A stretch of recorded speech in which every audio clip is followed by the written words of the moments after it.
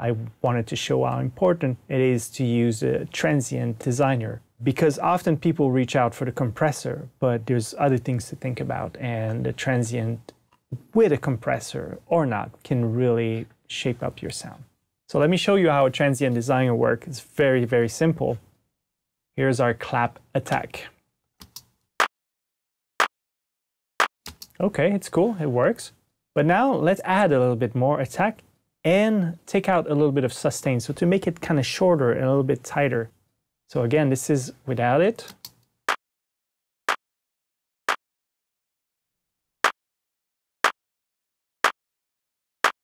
I mean, quite a big difference. We can even listen to it in context of the drum beat.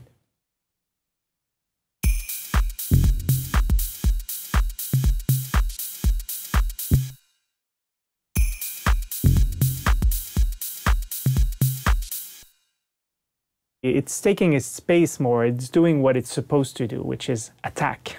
So again, you can play with the settings as much as you want and see, like, if we listen to what it does, we can see how drastic it can go. Let's listen to it.